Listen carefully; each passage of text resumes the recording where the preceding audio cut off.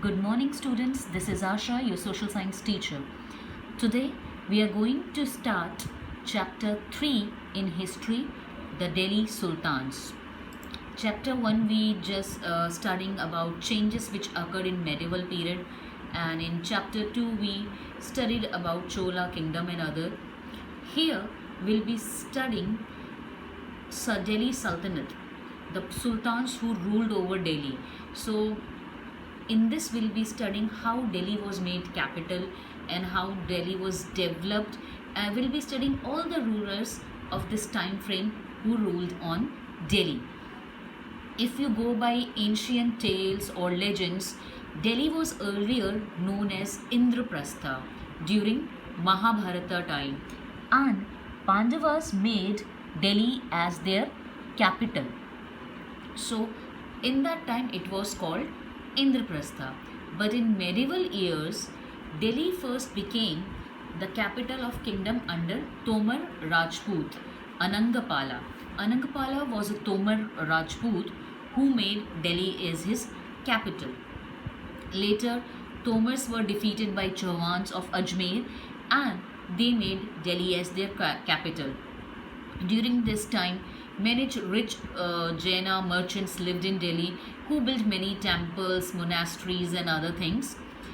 And in that period, coins were minted here in Delhi and they were called Dehliwal. What they were called? Dehliwal. Now let's closely look at the name of the chapter. Name of the chapter is the Delhi Sultans.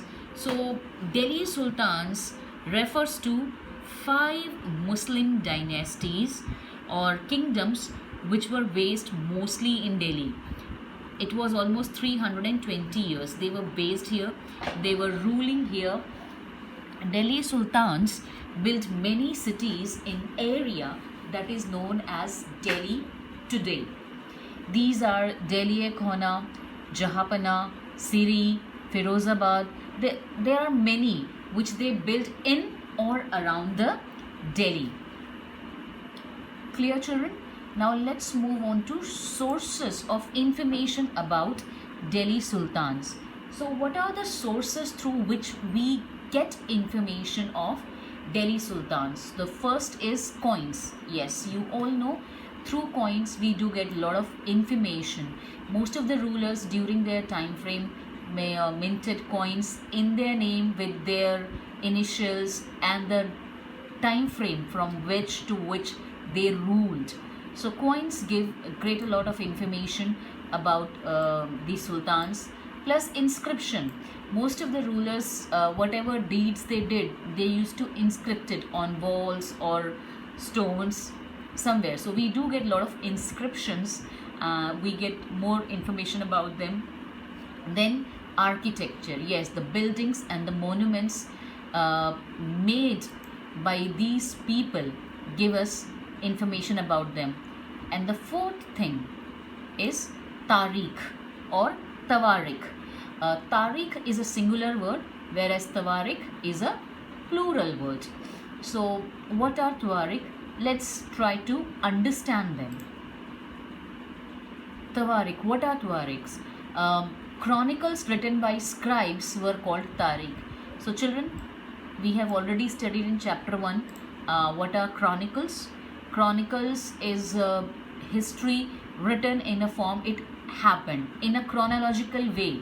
If first event happened first, then second, the way they happened, in that way writing. And scribes were the people who copied manuscripts. So chronicles were written by scribes. They were called Tawariq during this period. And origin of the word, from where do we get this word? Tariq is an Arabic word meaning history or historiography. Next is language. In which language do we find these tariqs? The tariqs were written in Persian. It was the language of administration in Delhi Sultanate. So during the Sultanate time frame, the official or administrative language was Persian. So most of the tawariqs which we find nowadays, they are written in Persian language. So who were the authors of these tawariqs? The authors of Tawarikhs were learned men, secretaries, administrators, poets. So these were not ordinary men, they were very much learned, and the secretaries, or most of the time they were employed by king in their court, and they held administrative posts. So they were high officials. And what was the life of authors? So these authors lived in city and wrote histories for sultans, expecting rich rewards in return. So these authors generally lived in the capital city and worked in king's court. So their main aim was to please sultan in order to get more and more reward. So whatever history or information we get from Tuareg cannot be so appropriate, because they are writing to please the king. Plus, one more thing is very important here, that they write about that particular city and they lived in kingdom. They did not go out of the capital or the main city, the villages, the forest, how people lived over there. You do not get any information about ordinary people, how they lived, how they survived, etc. from these Tuaregs. So they give limited information, and that too about royals or the kings. Next, the main function which was they were doing was advice. They recounted the events and advised rulers on governance, emphasizing the significance of just rule, the need to preserve the ideal social order. So as they were the learned men and they had the account of histories from almost centuries, so they were respected a lot, and they advised rulers how to govern. And at times, because they had the chronicler history, so they used to inform king that your father or your grandfather or great grandfather used to do this thing because this is just, this is according to social order, they did this, so you should also do this. So they used to give advice as well to king in matters of administration and many other things. Next, these Tuareg writers had a very strong viewpoint. According to them, an ideal social order was based on birthright and gender distinction. According to them, if we have to follow a proper social order, it should be based on birthright and gender distinction. So what is birthright? So children, let's discuss this first. Birthright. So birthright is the privileges claimed on account of birth.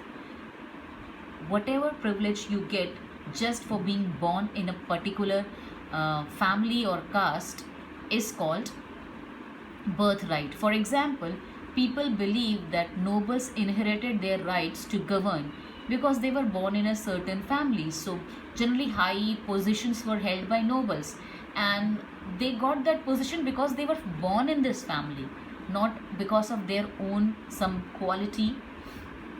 Next is gender distinction. Social and biological difference between women and men. Usually these differences are used to argue that men are superior to women. So yes, gender distinction we do see a lot in medieval period, because they believed men are superior to women. Like one, you must have studied about the chronicles Ziauddin Barani, Minhaj-e-Siraj. Minhaj-e-Siraj was very critical of Razia Sultan. We'll be studying about Razia in this chapter.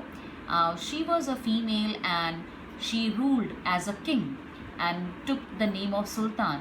Many nobles were not happy with that, and if you read the chronicles of Minhaj-e-Siraj, he clearly says that as she was a female and she was ruling, that brought down the morale of people down. That's what he says. So gender distinction was quite prevalent in that time frame. Now let's move on to the 4 stages of making manuscript. There are 4 stages: preparing the paper, writing the text, melting gold to highlight important words and passages, and preparing the binding. Let's see how it was done. Here you can see there are 4 stages of preparing.